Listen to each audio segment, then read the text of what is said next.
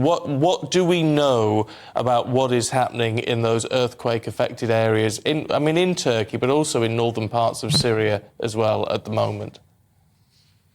Thank you very much. As you have mentioned, it is about 25,000 people who have been dead in Turkey and some 3,500, according to the last reports, in Syria. I don't have much idea about what's happening in Syria, but the border is open and all the relief and other kinds of assistance is passing through the border to Syria, coming from all the way abroad from other countries. As far as the earthquake region in Turkey is concerned, it has affected 10 provinces and a population of about 13.5 million. And now the search and rescue operations are probably coming to an end because it has been almost a week now. And although yesterday there were some survivors who have been rescued from under the rubble, I think it is probably coming to an end. Now, the most important thing is the sustainability of the survivors and to create the living conditions for them, because it is very difficult. There's still no electricity and no heating in the region.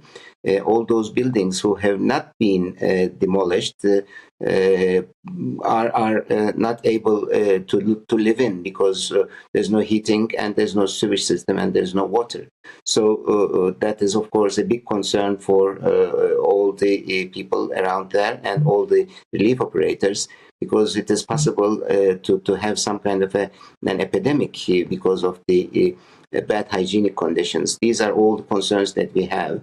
We are trying to provide generators, portable toilets, and all kinds of other equipment which will allow the people to have a sustainable living condition in the region.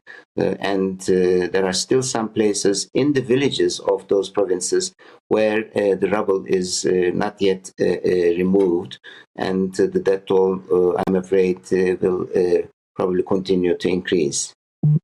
We're still hearing stories of survivors being pulled from the rubble, even now, absolutely miraculously. At what point do you decide to end the rescue operation? It must be a very difficult decision to make, to end that and move on to the next stage.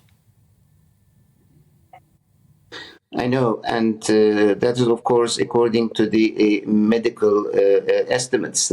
Many people suggest that 5 to 7 days is probably the limit, but it has been 7 days, and after 7 days there are still survivors. That is simply a miracle, and people are trying to reach out to